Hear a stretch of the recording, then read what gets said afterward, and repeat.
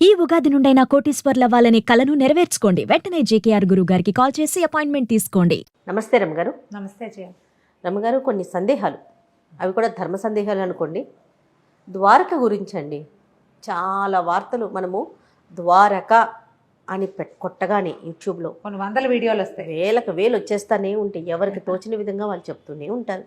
అది ఉంది, ఇది ఉంది, అక్కడ అది ఉంది, అక్కడ ఏదో పవర్ స్టేషన్, ఇప్పటికీ ద్వారక కనిపించిందని, నీటి మట్టంలో ఉందని, అసలు మునిగిపోయిందని. అట్లా మీకు తెలిసిన సమాచారం ఏంటండి ద్వారక గురించి?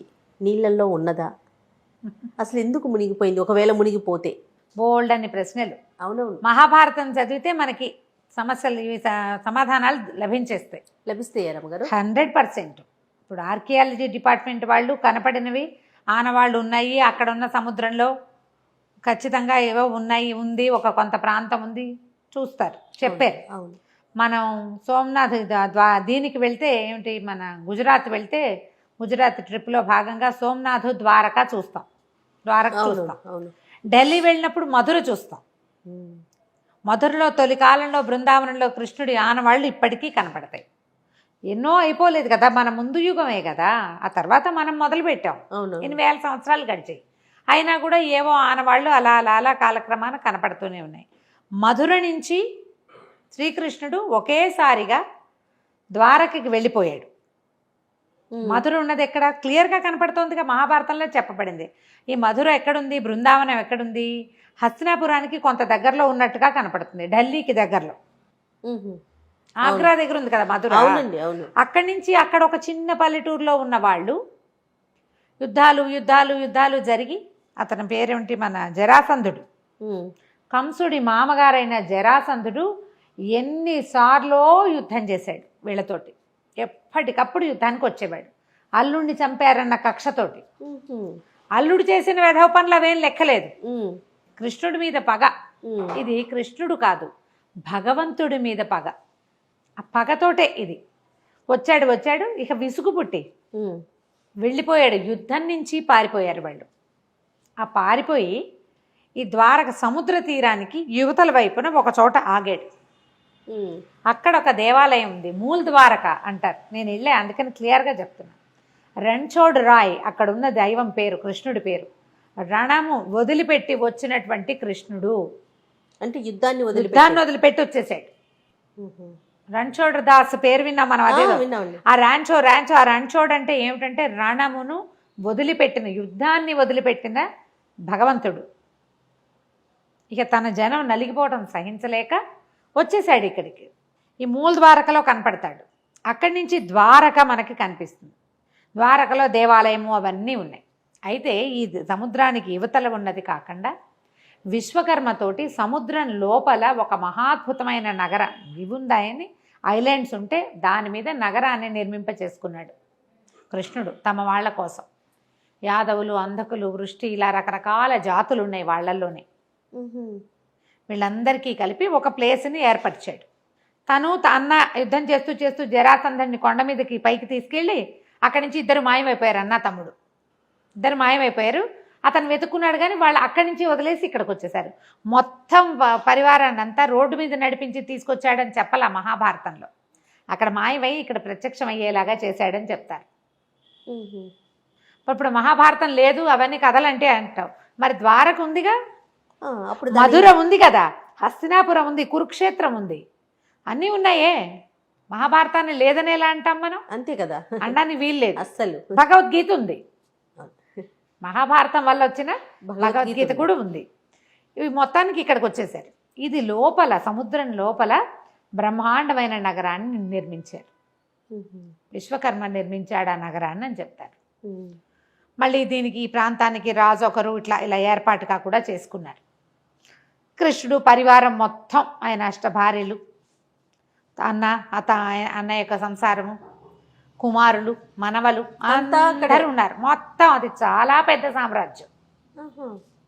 సముద్రంలో ద్వారకా నగరం సముద్రంలో నిర్మించారు.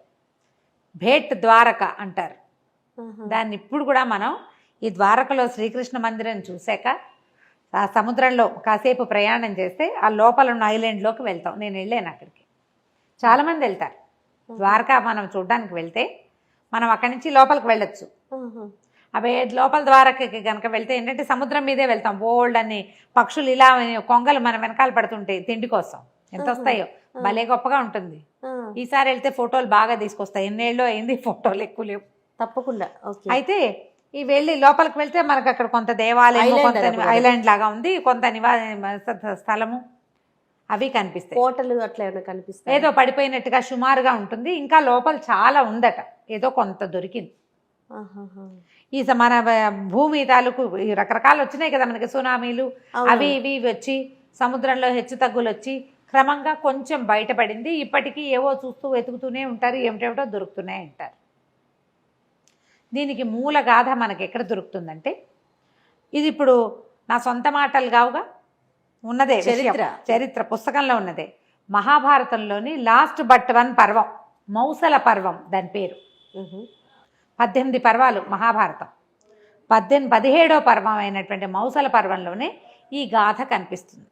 ఇది శ్రీకృష్ణుడు శాపగ్రస్తమైన యదువంశంలో పుట్టాడని చెప్పుకుంటాం మనం. ఆసక్తి ఉన్న వాళ్ళు మౌసల పర్వం తీసుకుని దాని తెలుగు అర్థమో ఇంగ్లీష్ అర్థమో దొరికితే చదువుకోవచ్చు. మౌసల పర్వంలో మహాభారత యుద్ధం ముగిసిన తర్వాత 35 సంవత్సరాలు గడిచాక ధర్మరాజుకి కొన్ని అపశకునాలు కనిపించడం మొదలుపెట్టాయి. గాలి వచ్చి రాళ్ళు కూడా ఎగిరి పడేవట. ఏదో దుశ్శకునాలు కనిపించేవి. ఆయన చాలా భయపడ్డాడు, ఇట్లా ఎందుకు జరుగుతోంది అని. ఏదో ఒక మాదిరి దుశ్శకునం కాకుండా రోజుల తరబడి అవి కనపడుతుండేవి. జంఝామారుతాలు వచ్చేవి, రాళ్ళు కూడా లేచిపోయేవి, సూర్యుడు చంద్రుడు చుట్టూ గుడిగట్టినట్టుగా కనపడేది, వికృతమైన ముఖాల్లాగా కనిపించేవి, ఆకాశంలో మబ్బులు. ఏదో జరుగుతోందని భావించాడు ఆయన. ఏదో జరగబోతోంది అంటే 18 లక్షల అక్షౌహిణులు, అదే అక్షౌహిణుల సైన్యం ఇంతమంది చచ్చిపోయారు మహాభారత యుద్ధంలో. దానికంటే కూడా ఇంకా విపరీతం ఏదో జరగబోతున్నట్టు అనిపించేది. అది యుద్ధం కదా, అది ఇంతమంది కలిసి అటు కొంతమంది ఇటు కొంతమంది మోహరించి కొట్టుకున్నారు, ఏదో ఒక దానికోసం పోరాడారు. ఇది అట్లా లేదు, ఇది ప్రపంచానికే ఏదో ముప్పు వస్తున్నట్టుగా కనపడింది. చాలా భయపడుతూ ఉన్నాడు. ఇలాంటివే మనకి మధురలో, అది ద్వారకలో కూడా కనిపించేబట. ఇంతలో ఏమైందంటే, కొంతమంది ఋషులు ద్వారకలో తపస్సు చేసుకోవడానికి ఆ ప్రాంతానికి వెళ్ళారు. రైవతకాద్రి అని ఒక పర్వతం ఉందట ద్వారకలో. ఆ రైవతకాద్రి మీద తపస్సు చేసుకోవడానికి వెళ్ళారు. విశ్వామిత్రుడు, కణ్వుడు, నారదుడు ఇలాంటి వాళ్ళు కొంతమంది తపస్సు చేసుకోవడానికి వెళ్తే, ఈ యాదవుల్లో కొంతమంది చాలా ఉత్సాహంగా ఏం చేశారు, వాళ్ళల్లో ఒకడైనటువంటి సాంబుడికి స్త్రీ వేషం వేసి వాళ్ళ దగ్గరికి తీసుకెళ్ళి ఏమాయి ఫలానా వాడి భార్య బభ్రువు భార్య మగపిల్లాడు పుడితే బాగుంటుందని బభ్రువు అనుకుంటున్నాడు, ఏ పిల్ల పుడుతుందో చెప్పమన్నారు. గర్భవతిని తీసుకెళ్ళి, ఆ గర్భవతి ఎవరు, ఆడవేషంలో ఉన్న సాంబుడు. ఋషులు కోపించి శపించారట. పుడుతుంది, వీడి కడుపున ముసలం పుడుతుందని శపించారు. రోకలి, ముసలం అంటే రోకలి పుడుతుందని శపించారు. శపించేసరికల్లా ఇది సంగతి తెలిసిపోయింది, వచ్చేసింది బయటికి. ఋషులు కోపం వచ్చిందని ఇదని కృష్ణుడికి తెలుసు. సరే ఇది జరగాల్సే ఉంది, ఆయనకి తెలుసు. అందుకని ఈ శాపాన్ని మార్చడానికి కానీ ఏదైనా చేయడానికి కానీ ఆయన హెచ్చరించాల. ఎలా జరగాలంటే అలా జరగనిద్దామని వదిలిపెట్టేశాడు. యదువంశం నాశనం కావాల్సిందే, యుగధర్మం ఈ యుగం ముగిసింది. తను ఎందుకు వచ్చాడో ఆ పని, ధర్మ సంస్థాపన పూర్తయిపోయింది. తను వెళ్ళిపోవాలి, తను కూడా వెళ్ళిపోవాలి వెనక్కి. వీళ్ళందరినీ కూడా కలిపేయాలి సముద్రంలో. దానికి ఆది ఇది. ముసలం పుట్టింది, అలాంటి పదం మనం ఒక వాడకం వింటుంటామా, ఆ ముసలం ఇది. వాడి కడుపు చీల్చుకుని బయటకు వచ్చిందట ముసలం. వస్తే అప్పుడు అక్కడ రాజుగా ఉన్నటువంటి ఆ ప్రాంతానికి, అంటే ఇది చాలా పెద్దది కదా, ఇది ఒక చిన్న ఊరు కాదు, అది కొన్ని రాజ్యాల సమాహారంగా ఉంది. అయితే ఆ ప్రాంతానికి రాజుగా ఉన్న ఆహకుడు ఏం చేశాడు, ఆ పుట్టిన ముసలాన్ని అరగదీయించి చూర్ణం చేసి సముద్రంలో కల్పించేశాడు. అరగదీశాడు దాన్ని. ఇనప రజన్ లాంటిది వచ్చింది, ఆ రజన్ అంతా సముద్రంలో కల్పించేశాడు. అంత ములుకు లాంటిది మిగిలింది, దాన్ని పారేశారు అరగదీయలేక. అప్పుడు ఇంకేం చెప్పాడంటే, ఎవ్వరూ మద్యం తయారు చేయకూడదు, తాగకూడదు అని ఖచ్చితంగా చెప్పారు. ఎప్పుడైతే ఈ ముసలం పుట్టిందో దాని తర్వాత రాజ్యంలో అపశకునాలు కనపడడం మొదలుపెట్టింది. మేకలు వీటిలాగా నక్కల్లాగా కూసేవట. ఎంత విపరీతమైన అపశకునాలో, ప్రతి వాళ్ళకి ఎవరో ఒక బోడి తలవాడు ఏదో వికృతాకారుడు ఎవడో వాకిట్లో తిరుగుతున్నట్టు, బా వెళ్ళి చూస్తే ఎవరు ఎవరు ఉండరు, బాణాలు వేస్తే వాడికి తగలవు. అన్ని దుశ్శకునాలు, అపశకునాలు, విపరీతాలు కొట్టుకు తెచ్చేవాళ్ళు. ప్రధాని పాపకార్యాలు చేయడానికి వెనక్కి తీసేవాళ్ళు కదంటే యుగం మారిపోతోంది. ఆ క్రియ తెలిసిపోతుంది వీళ్ళకి. వినాశనం, వాళ్ళు సర్వనాశనం అవ్వడానికి అన్ని దుస్వప్నాలు, దుశ్శకునాలు కనపడ్డం మొదలుపెట్టినాయి. ఎన్ని రకాలు చెప్తారో మహాభారతంలో, ఎన్ని రకాలో. పురుగులు, వండుకున్న అన్నంలో పురుగులు కనపడేవి, వంట చేస్తే పురుగులు. బ్రాహ్మణుని భోజనాన్ని పిలిచి వీళ్ళే అందులో సుర కలిపి పెట్టేసేవాళ్ళు. వాళ్ళకే బుద్ధి, వాళ్ళ బుద్ధి కూడా అలాగే దిక్కుమాలిన బుద్ధి అయిపోయేది. చేయగలిగేది ఏం లేదు.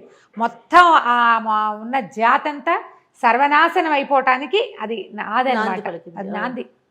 వీళ్ళు పితృకార్యాలు కూడా సరిగ్గా చేసేవాళ్ళు కాదుట. ఒక రాముడు కృష్ణుడిని తప్ప, బలరామ కృష్ణుడిని తప్ప మిగిలిన పెద్దవాళ్ళందరినీ ఏదో ఒకటని వెగటుగా మాట్లాడేవారు. అన్నిటికీ నువ్వంటే నువ్వనేవాళ్ళు. చాలా విపరీతాలు జరిగాయి అన్నమాట. అసలు మౌసల పర్వం చదువుతుంటే జయ కళ్ళల్లో నీళ్లు, ఒంటి మీద గుజ్బంప్స్ వస్తాయి. ఒక్కో శ్లోకం చదువుతుంటే, మేము చదివేం కదా, ఒక్కో శ్లోకం చదువుతుంటే ఇంత విపరీతమా మీరు చెప్తుంటేనే అలా అనిపిస్తుంది నాకు. చదివితే మాత్రం. అందుకే నాకు ఈ టాపిక్ ఇష్టం లేదు. పని చెప్పండి అని బలవంతం పెడతాను. చాలా బాధగా ఉంటుంది. ఎంత అత్యద్భుతమైన, మనని భక్తి పారవశ్యంలో ఓలలాడించే ఆ ఘట్టాలన్నీ, మహాభారత ఘట్టాలు, కృష్ణుడున్న ప్రతి ఘట్టము మనని భగవంతుడి వైపుకి లాక్కెళ్ళిపోతుంది. అలాంటిది వాళ్ళు ఇలాగా వినాశనం వైపుకి వెళ్ళిపోవటాన్ని వింటూ ఉంటే సహించలేకపోతామేమో, భరించలేం అసలు. దీని తర్వాత కృష్ణుడు వెళ్ళిపోతాడన్న ఊహ అసలు భరించరానట్టుగా ఉంటుంది. భూమి అతన్ని కోల్పోతుంది కదా, మరి ఎంత బాధగా ఉంటుందో చదవడానికి, చాలా బాధగా ఉంటుంది. కాకపోతే మనం ఇలాంటి భక్తులతోటి, భగవంతుడి మీద ప్రీతితోటి చదివితే మనం వెళ్ళలేకపోతాం. అలా వెళ్ళకూడదు. భారతాన్ని భారతంగానే చదవాలి. ఎవరైనా చెప్పేటప్పుడు వింటూ 10 మంది కూర్చుని వింటే అంత బాధగా ఉండదు. ఒకళ్ళే చదివి కొద్ది చిన్న గ్రూప్ అయితే మాత్రం ఏడుపు వచ్చేస్తూ ఉంటుంది. ఇళ్లలో రోజు శంఖనాదం చేస్తే, శంఖనాదం చేయగానే గాడిదలు ఓండ్ర పెట్టేవిట ఆ సౌండ్ వినేసరికి. అక్కడి నుంచి శ్రీకృష్ణుడికి దివ్య రథం ఒకటి ఉంది. చూస్తూ ఉండగానే అది వెళ్ళిపోయిందట సముద్రం మీదకి.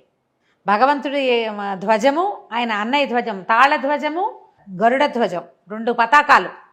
ఆయనది తాళధ్వజము, ఈయనది గరుడ ధ్వజం. 2 ధ్వజాలు మాయమైపోయినాయి. శ్రీకృష్ణుడికి అగ్నిదేవుడు ఇచ్చిన సుదర్శన చక్రాయుధం ఇలా తిరుగుతూ వలయాలుగా ఆకాశంలోకి వెళ్ళిపోయింది. ఆయన కూడా వెళ్ళిపోతాడు. అది ఆయన వెళ్ళిపోయే ముందు ఆయనతో ఉన్న సమూహం అంతా వెళ్ళిపోవటం. ఆయన వచ్చిన పని అయిపోయింది. ఇంకా తీర్థయాత్రలకు వెళ్ళండి అని ఒక ఘోషగా వినపడేదట. సరే వీళ్ళంతా ఏం చేశారు, వీళ్ళందరూ, కృష్ణుడు కూడా అందరినీ సముద్ర తీరానికి యాత్రలకు వెళ్ళమని చెప్పాడట. అన్ని జాతుల వాళ్ళు, అక్కడ ఉన్న నానా రకాల జాతులు, ఒక జాతే లేదు అక్కడ, అదేలేండి, ఉన్నారు. ఇంకా వీళ్ళందరూ కలిసి సముద్ర తీరానికి కుటుంబాలతో సహా తరలి వెళ్ళారు. తరలి వెళ్ళి విపరీతంగా మద్యం తాగారు. విలాసయాత్ర కాదు వెళ్ళారు వాళ్ళు, విహారయాత్రకి. చెప్పింది ఏమిటి, ఆజ్ఞ తీర్థయాత్ర అని ఆజ్ఞ వస్తే వీళ్ళు దాన్ని విలాసయాత్ర చేసుకున్నారు, వినోదయాత్ర చేశారు, తాగేశారు బాగా. అసలు మద్యమే తాగొద్దని చెప్తే మనం ఆ రాజాజ్ఞని ఉల్లంఘించడమే. మన దశలు ఎప్పుడు పాడవుతాయి జయ, మనం ఆజ్ఞని ఉల్లంఘించటం అంతే. ఇది చెయ్యకూడదు అంటే దాన్ని ఉల్లంఘించామా మనకి దుశ్శకునం. అదే మన బుద్ధి పెడదోవ పట్టేస్తున్నట్టు. ఆ పెడతోవ పట్టడం ఏమిటో ఇప్పుడు పిల్లలు చేస్తున్నారు జయ. అట్లా మనం వద్దు అంటామా, వినాశకాలే విపరీత బుద్ధి అంటామా, ఏది వద్దంటామో దాని ఆజ్ఞ ఉల్లంఘన చేయటం. ఇది పనికిరాదు అంటే ఎందుకు పనికిరాదు అని ప్రశ్నించటం. కొంతమంది ప్రశ్నించి ఊరుకుంటారు, కొంతమంది చేసేస్తారు. ఇప్పుడు మనకు చూడు ఎట్లా కనపడుతున్నాయి. అవునండి, అవును, కనిపిస్తున్నాయి కదా. అక్కడి నుంచి వీళ్ళు కొంతమంది కూర్చుంటే కృతవర్మ ఉన్నాడు. కృతవర్మ ఎవరు, మనకి మహాభారత యుద్ధంలో అశ్వత్థామతో కలిసి దుర్యోధనుడి పక్షంలో ఉన్నప్పుడు అశ్వత్థామ ఏం చేశాడు, ఇలా వీళ్ళని ఉప పాండవుల్ని సంహరించాడు. ఈ తాగేసేసరికల్లా ఎక్కడెక్కడి మాటల్లో పుడతాయి కదా, ఎక్కడవో గుర్తొస్తాయి. కృతవర్మని దుర్మార్గుడా, నువ్వు పడుకున్న వాళ్ళని, నిద్రపోయే వాళ్ళు, మరణించిన వాళ్ళతో సమానం, వాళ్ళని చంపేయటానికి వాడు వెళ్తే వాడు వెనకాల పడి నువ్వు పోయావని ఆయన అన్నాడు. కృతవర్మ చిన్నవాడు కాదు, చాలా పెద్దవాడు. మరి యుగాలు దాటిపోయినాయి కదా, చాలా పెద్దవాడు. ఇక అనేసరికల్లా ఆయన కూడా ఊరుకోవాలి. నువ్వు ఫలానా వాడిని నువ్వు కొట్టలేదా అనే, ఇద్దరు ఒకళ్ళనొకళ్ళు కొట్టుకున్నారు. దాంట్లో ఈ ఉద్రేకపడిన వాళ్ళలో ప్రద్యుమ్నుడు శ్రీకృష్ణుని కుమారుడు, ఓ యుయుధానుడు ప్రద్యుమ్నుడు కృష్ణుడి కుమారుడు కదా, వీళ్ళిద్దరు మాట్లాడారు. ఊరుకోలే వాళ్ళు, రెచ్చిపోతున్నారనమాట. అక్కడి శ్రీకృష్ణుడి సోదరుడైన సాత్యకి ఒక వాదన వచ్చింది. ఇంకా ఏవేవేవో మాటలు పుట్టినాయి, ఏవేవో. తర్వాత ఏమో ఈ మన అది ఉంది కదా, మన శమంతకమణి పేరు వచ్చింది. అప్పుడు అది పోవటము, అది దొరకటము, దాని గురించి మాట్లాడితే సత్యభామ వచ్చి ఆ మణి జ్ఞాపకం చేసుకుని ఆవిడ వచ్చి దుఃఖించి వెళ్ళింది. ఇలా హడావిడిగా ఉన్న కొట్లాడుకుంటుంటే మధ్యలో ఆడాళ్ళు కూడా వస్తే ఇంకా ఎలా అవుతుంది? ఈ మాటలు పెరిగేసరికల్లా సాత్యకి కృష్ణుడు అక్కడ ఉండగానే కత్తి తీసి కృతవర్మని ఖండించేశాడు. వాళ్ళు ఊరుకోలే, వాళ్ళు యుద్ధం, వీళ్ళు యుద్ధం, యుద్ధం యుద్ధం యుద్ధం మామూలు యుద్ధంగా లేదు. అక్కడి నుంచి ఒక రకమైన గడ్డి పెరిగింది అక్కడ. ఆ గడ్డి ఎందుకు పెరిగింది? ఆ సముద్ర తీరంలో వీళ్ళు ఇనప రజాన్ని కలిపేశారు కదా సముద్రంలో, అది ఒడ్డుకు కొట్టుకొచ్చి తుంగ, ఒక రకమైన గడ్డి అది. ఆ ఒక్క తుంగ మొక్క చేత్తో పుచ్చుకోగానే ఒక ముసలం కింద తయారైంది అది. అలాంటివి అవంతి ఎన్నున్నాయి అక్కడ. మరి ఎంత రజను ఆ సముద్రంలో కలిసిపోయింది. ఈ అక్కడి నుంచి యుద్ధం వీళ్ళు పెరిగింది, ఒకళ్ళనొకళ్ళు కొట్టుకోవడం మొదలుపెట్టారు. వీళ్ళు వాళ్ళు కృష్ణుడు ఇంకా ఆగలేక ఆయన ఏం చేశాడు, చేతికి అందిన గడ్డి పరకలు నువ్వు ఇట్లా మెలిపెట్టి లాగితే అవి ఒక ముసలంగా, భయంకరమైన ముసలంగా తయారైనాయి. ఆయన చేతికి అందిన వాళ్ళని, నువ్వు కొట్లాడుకుంటున్న వాళ్ళని కొట్టాడు. ఇక కొంతమంది మరణించారు. వీళ్ళు వాళ్ళు ఎడా పెడా యుద్ధం చేశారు. ఇక వాళ్ళల్లో వాళ్ళు కొట్టుకుని అట్లా కొట్లాట ముదిరిపోయి మరణాలే. ఇంకా ఆడవాళ్ళు పిల్లలు పారిపోయారు. ఈ మగవాళ్లే ఇక్కడ ఉన్నారు. ఉన్న ఆడవాళ్ళంతా నగరం వైపుకి పరిగెత్తేశారు యుద్ధం జరుగుతోందని. కొట్టుకున్నారు. ఇక మిగిలింది ఎవరు? అన్న తమ్ముడు, అంతే. ఇక ఇక్కడ పెద్దగా ఎవరు మిగల్లా. యదువంశంలో పుట్టిన వాళ్ళందరూ వెళ్ళిపోయారు. శ్రీకృష్ణుడు అర్జునుడికి కబురు చేశాడు రమ్మని. వీళ్ళకి కబురు వెళ్ళిపోయింది. ఇక్కడ ఏదో దారుకుడు, వీళ్ళ రథసారథి. ఈ దారుకుడి పేరు మీకు జ్ఞాపకం ఉంటుంది, మాయాబజార్లో వింటాం, దారుక అని. శ్రీకృష్ణుడి రథసారథి దారుకుడు. ఓ బలి బలి బలి బలి దేవా అని పాట పాడిన ఒక క్యారెక్టర్, అది దారుకుడి క్యారెక్టర్. కృష్ణుడి యొక్క రథసారథి. అతను హస్తినాపురానికి వెళ్ళి ఇక్కడ ఇట్లా చాలా ఇదిగా ఉందని, ఏదో ఉపద్రవం జరగబోతున్నట్టు ఉన్నదని, నిన్ను కృష్ణుడు రమ్మంటున్నాడని చెప్పాడు. అర్జునుడు వెనక్కి వచ్చేసరికల్లా ఏముంది ఇక్కడ? అది ఏమీ లేదు, అంతా కొట్లాటలు. బలరాములే మిగిలేరు. పెద్దగా మిగిలింది ఎవరు లేరు. దారుకుడే చెప్పాడు, నువ్వు రాముడు ఎక్కడున్నాడో వెతుకుదాము పద అని చెప్పి. బభ్రువు కూడా వీళ్ళతో పాటు ఉన్నాడు. అయితే బభ్రువు, నేను వెళ్ళు రాజ్యానికి వెళ్ళి స్త్రీలను రక్షించమని చెప్పేసరికల్లా ఎవడో ఒక వ్యాధుడు వేసిన ముసలను తగిలి బభ్రువు కూడా మరణించాడు. దారుకుడేమో అక్కడికి వెళ్ళాడు హస్తినాపురానికి. ఈ కృష్ణుడు వీళ్ళు వెతుకుతూ వెళ్తే ఆయన చెట్టు కింద అలా ఆలోచిస్తూ కూర్చుని ఉన్నట్ట బలరాముడు. ఆయన యుద్ధం చేయలే. కురుక్షేత్ర యుద్ధంలోనూ ఆయన పాల్పంచుకోలే. ఇక్కడ కూడా ఆయన ఎవరిని చంపినట్టు కనపడదు, కృష్ణుడే సంహరించినట్టుగా కనిపిస్తుంది. ఇంకా నిశ్శేషంగా ఎవరెవరు పాప పంకిలంలో కొట్టుకుపోతున్నారో వాళ్ళందరినీ ఈయన చేత్తో కొంతమందిని చంపించాడు, కొంతమందిని చంపాడు కృష్ణుడు, అంతే. అక్కడి నుంచి నేను వెళ్ళి నగరానికి వెళ్ళి స్త్రీల రక్షణకి ఏర్పాటు చేసి వస్తాను. స్త్రీలు బాలురు పిల్లలు ఉన్నారు. దారుకా నువ్వు వెళ్ళి ధనంజయుడిని పిలుచుకురా అని చెప్పి అన్న నువ్వు ఇక్కడే ఉండమన్నాడు. శ్రీకృష్ణుడు వెనక్కి వెళ్ళి రాజ్యంలోకి వెళ్ళి అందరూ స్త్రీలు ఏడుస్తూ ఎదురొస్తే తండ్రికి వాసుదేవుడు జీవించే ఉన్నాడు. ఈయన తండ్రి వాసుదేవుడు అనకూడదు, వసుదేవుడు జీవించే ఉన్నాడు. ఆయనకి చెప్పాడు, అంతా అయిపోయింది, జరగవలసిందే జరుగుతోంది, నువ్వు ధైర్యంగా ఉండు, వీళ్ళతో పాటు ఉండు. ధనంజయుడు వచ్చి స్త్రీలని బాలుడిని రక్షిస్తాను, నేను అన్న దగ్గరికి వెళ్తానని వెనక్కి తిరిగి వెళ్ళాడు. ఇది సముద్ర తీరం అని చెప్తారు కదా, ప్రభాస తీర్థం అని చెప్తారు ఆ ప్రాంతానికి. అది ఇంచుమించుగా సోమనాథ్కి దగ్గర. ఓకే, అదంతా సముద్రమే కదా లైన్ అంతా. అయితే ఈయన వెళ్ళేసరికల్లా యోగ ముద్రలో ఉన్నాడు బలరాముడు. ఆయన ముఖం నుంచి 1000 తలల నాగు లేచి సముద్రంలోకి ప్రయాణిస్తుందట. అది చూశాడు కృష్ణుడు. అంటే ఇంకా ఆయన కూడా వెళ్ళిపోయాడు. ఆయన బయలుదేరి వెళ్ళిపోయాడు. సముద్రంలోకి వెళ్తే ఆయన సోదరులైన తక్షకుడు, అనంతుడు, తక్షకుడు, వాసుకి వీళ్ళంతా కలిసి ఆయన్ని స్వాగతించి ఆయన లోపల తీసుకెళ్ళిపోయారు. శరీరం ఉండిపోయింది. కృష్ణుడు కూడా ఇంకా చివరికి వచ్చేసిందని భావించి సేన పడుకుని యోగంతో శరీర అవయవాలన్నింటినీ బంధించి అట్లా పడుకుని ఉన్నాడు. శరీరాన్ని వదిలిపెట్టేందుకు సిద్ధపడుతున్నాడు. అయితే ఏమైంది, దూరం నుంచి ఒక వ్యాధుడు ఒకడు లేడిగా భావించి శ్రీకృష్ణుడి వేలిని బాణంతో కొట్టాడట.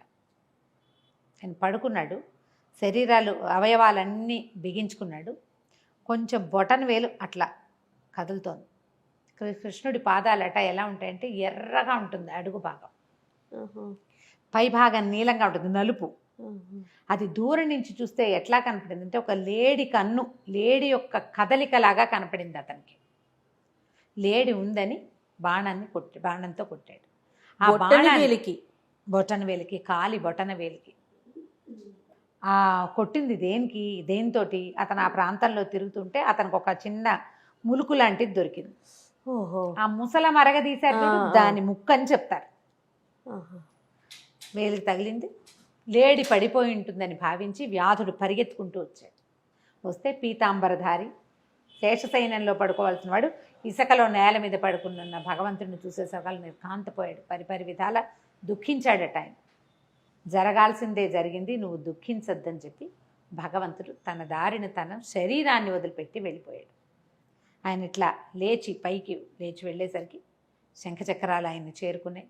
బ్రహ్మాది దేవతలందరూ ఆయన్ని స్వాగతిస్తూ వైకుంఠానికి తీసుకెళ్ళిపోయారు. దారుకుడు అర్జునుని తీసుకురావడానికి వెళ్ళాడు కదా, వాడు పరిగెత్తుకుంటూ వచ్చాడు ఆఘ మేఘాల మీద. వచ్చి ఏముంది వెతుక్కుంటూ వచ్చి ముందు ద్వారకా నగరంలోకి వెళ్ళాడు. స్త్రీలంతా ఏడుపులతోటి దద్దరిల్లిపోతుంది నగరం అంతా. పిల్లలు, చిన్నపిల్లలు, ప్రద్యుమ్నుడు లేడు, అనిరుద్ధుడు లేడు, ఇంకో వీడు లేడు, బభరువు లేడు, ఎవ్వరూ లేరు, వాడు యూధానుడు లేడు, సమస్తమైన వాళ్ళు అందరూ సాత్యకితో సహా తరలిపోయారు. వసుదేవుడు ఉన్నాడు, వృద్ధుడు. ఆ వసుదేవుడు వీళ్ళకి సొంత మేనమామ కదా, కుంతీదేవి అన్నదమ్ముడు. సరే ఏం చేస్తాం, జరిగింది జరగబోయేది, చేయగలిగేది ఏమీ లేదు, వీళ్ళని నేను రక్షిస్తాను, తీసుకెళ్తాను అని చెప్పాడు. ఆయన ప్రాణం వదిలేశాడు వసుదేవుడు. అర్జునుడు వచ్చేదాకా వెయిట్ చేశాడు. ఆయనకి కార్యాలు చేసి అక్కడి నుంచి వీళ్ళ శరీరాలు వెతుక్కుంటూ వెళ్ళి పడి ఉన్నటువంటి మొత్తం వీళ్ళందరికీ, యాదవులందరికీ కూడా అతనే తర్వాత అంత్యక్రియలు అర్జునుడే చేశాడు. బలరామకృష్ణుల్ని వెతుక్కుంటూ వెళ్ళి దొరికిన వారి పార్థివ శరీరాలు రెండింటికి అంత్యక్రియలు చేశాడు. ఓకే, అర్జునుడే చేశాడు. అంత్యక్రియలు కూడా చేశారు అని మనకి చెప్తూ ఉంది మహాభారతంలో, మౌసల పర్వంలో ఉంది. తర్వాత వీళ్ళందరినీ పుచ్చుకొని బయలుదేరితే ఈ వీళ్ళతో యుద్ధంలో అక్కడి నుంచి వ్యాధులు కొంతమంది బతికిపోయిన వాళ్ళు ఉన్నారు. యదువంశం కదా పూర్తిగా నాశనమైంది. వాళ్ళలో మిగిలిన వాళ్ళు కొంతమంది చచ్చిపోయినా కొంతమంది వెంటపడ్డారు. దస్యులు, దొంగలు అంటారు, దొంగలు కొంతమంది వీళ్ళ వెనకాల పడి ఆడవాళ్ళని వాళ్ళని వీళ్ళని లాక్కెళ్ళిపోవటం, పిల్లల్ని లాక్కెళ్ళిపోవటం, కొంతమందిని బలవంతంగా లాక్కెళ్ళిపోయారు. కొంతమంది ఆడవాళ్ళు ఇంకేమీ దిక్కులేదని వాళ్ళ వెనకాల పడిపోయారు. మిగిలిన వాళ్ళని రక్షించుకుంటూ తీసుకెళ్ళాడు. అయితే అర్జునుడు ఒకడు అంటే ఆయన ఒక్కడే కాదుగా, ఆయనతో పాటు సైన్యం వచ్చింది కదా, అందరూ వచ్చారు వాళ్ళందరూ కలిసి. అయితే రుక్మిణీదేవి, తర్వాత జాంబవతి, హైమవతి అని పేర్లు చెప్తారు. వీళ్ళు మాత్రం అగ్ని ప్రవేశం చేశారట. మిగిలిన సత్యభామ మొదలైన వాళ్ళంతా కూడా అడవికి వెళ్ళిపోయారు తపస్సు చేసుకోవడానికి. తర్వాత కాలక్రమాన ఎవరి దారిని వాళ్ళు పట్టేశారు. ఇంటికి వచ్చి మన స్నేహితుడు, మన మిత్రుడు, మన బాంధవుడు వెళ్ళిపోయాడని చెప్తాడు. నేను చెప్పలేను. అన్నిటి నుంచి, అన్ని క్రియల్లోనూ ఈ పాండవులతో పాటు కృష్ణుడే ఉన్నాడు మొదటి నుంచి. అతనే మనకు అన్ని. భగవంతుడే వీళ్ళతో పాటు బంధువుగా, స్నేహితుడుగా, సారథిగా వీళ్ళ జీవితాలకి ఒక దారి చూపించాడు. పంపించేసి వచ్చాను. అర్జునుడు వచ్చి చెప్పాడు, ఇక మనది కూడా దారే, మనం కూడా వెళ్ళిపోయే రోజు వచ్చేసింది అని. తర్వాత కొంతకాలానికి మహాప్రస్థానానికి పాండవులు కూడా వెళ్ళిపోయారు. ఏ కథ అయినా చివరికి ఇలాగే కదా, అంతే కదా, భగవంతుడి కథ అయినా ముగియవలసిందే. అయితే ఆయన ఏ ధర్మ సంస్థాపన చేయటానికి వచ్చాడో ఆ ధర్మ సంస్థాపన చేసేసి ప్రపంచానికి ఒక మార్గదర్శనం చూపించి వెళ్ళిపోయాడు. అయితే ఎప్పుడైతే ఈ స్త్రీలని తీసుకుని నగరం దాటాడో మొత్తం ద్వారకా నగరం అంతా సముద్రంలో మునిగిపోయింది. వెనక్కి తిరిగి చూసి ఆశ్చర్యపోయారట. కేవలం అర్జునుడు ఒకడు, నరనారాయణులలో ఒకడు నిర్గమించి ఒకరు వెళ్ళిపోతే రెండో వాడు ఆ భూమి మీద ఉన్నంతసేపు సముద్రుడు దాన్ని ఇట్లా పట్టుకుని ఆపి పెట్టి ఉంచాడు. యాదవులతో పాటు ఇది నాశనం అయిపోవాలి. అతను అడుగు బయట పడిపోయాక అసలు ఆయన వెళ్ళిపోయాడు. కొసరువాడు కూడా వెళ్ళిపోయేసరికి మొత్తం భూమి ద్వారకంతా నీళ్లల్లో కలిసిపోయింది, సముద్రంలో పడిపోయింది. ఇక ద్వారకా నగరంలో ప్రాణి అంటూ మిగలలేదట. ఎంతంత కోట విశ్వకర్మ సృష్టించింది, ఎన్ని ఇచ్చారో, ఎన్ని రకాలో. స్వామికి సేవ చేయడానికి వచ్చిన ధ్వజాలు వెళ్ళిపోయినాయి, రథం వెళ్ళిపోయింది, ఆయన తాలూకు ఇది వెళ్ళిపోయింది, చక్రం కూడా వెళ్ళిపోయింది, సమస్తం. ఉద్ధవుడు వీళ్ళకి మొట్టమొదట ఈ పిల్లడు, మీ ఇంటికి వచ్చిన పిల్లవాడు భగవంతుడి స్వరూపము అని వీళ్ళకి చెప్పినవాడు, ఆయన వెళ్ళిపోయాడు. ఆయన వెళ్ళిపోగానే నగరం అంతా చీకటైపోయినట్టు అట్లా కనపడుతుంది. కుదిరితే మౌసల పర్వం చదవండి, ఎంత వివరంగా కనపడుతుందో. బాగా చదివితే మీరు ఈ ప్రశ్నలన్నిటికీ సమాధానాలు మనమే స్వయంగా చెప్పగలుగుతాం. ఎలా వచ్చాడు కృష్ణుడు, ఆ గాథ ఎంత వింత విచిత్రంగా ఉంటుంది. వెళ్ళడం చూడు, ఇలా వెళ్ళిపోవటం కోసం ఈ వంశంలో జన్మించాడు. ఆయనతో పాటు ఆయన ఆనవాళ్ళు కూడా లేకుండా పూర్తిగా స్వర్గారోహణ. వీళ్ళు ఆలోచించుకుని ఇదంతా మన పని అయిపోయిందని ఒక్కొక్కళ్ళకి ఒక్కొక్క ప్లేస్ ఇచ్చి, పాండవులు అంటే వీళ్ళ సంతానాలు ఒకళ్ళిద్దరు పిల్లలు మిగిలిపోతే సుభద్రకి చెప్పారట, నీ మనవడు రాజు అవుతాడు అని చెప్పి. పరీక్షిత్తుకి జీవితం ఇచ్చాడు భగవంతుడు. చనిపోయిన శిశువుని బతికించాడు కదా. అవునవును, చనిపోయిన వాడిని బతికించాడు. ఇక ఆయన రూపంలో పరీక్షిత్ రూపంలో ఇంకా కొంతకాలం ఉన్నాడనమాట. ఇంకా కొంతకాలం భూమిని పరిపాలించాడు కదా. వీళ్ళకి ఏదొస్తుంది అని చెప్పి వీళ్ళు తర్వాత మెల్లిగా ప్రయాణం కడతారు. మహాప్రస్థానం అది. ఎలా వెళ్తారు వీళ్ళ 6 బయలుదేరి, పంచపాండవులు, ద్రౌపది, వాళ్ళ వెనకాల కుక్క వెళ్ళిందని చెప్తారు. వీళ్ళంతా కలిసి స్వర్గారోహణ పర్వం పైకి వెళ్ళిపోతారు. అంటే ప్రాణాలు తమంతట తాము వదిలిపెట్టేయటానికి. మనం ప్రాణభయంతో చచ్చిపోతాం, వీళ్ళు ప్రాణాలు వదిలేయడానికి సిద్ధపడి ఉంటారు. క్రమంగా యుగం మారేసరికల యుగధర్మం మారంగానే ప్రాణభీతి ఇవన్నీ పెరిగిపోతాయి. నిదానంగా చదవండి. మౌసల పర్వం చదివితే కనుక చాలా వివరాలు తెలుస్తాయి. గూస్బంప్స్ వచ్చినాయి కదా జయ, కళ్ళల్లో నీళ్లు తిరిగినాయి. అసలు మీరు చెప్తున్నంతసేపు ఒకలాగా అనిపించేస్తుంది మనసుకి. అలాగే ఉంటుంది. నేను ఎన్నిసార్లు చదివినా నాకు ఏడిపే వస్తుంది. కొన్నిటికి అలా లోబడిపోతాం ఎందుకో మరి. అంతే రమ్మగారు. నమస్తే.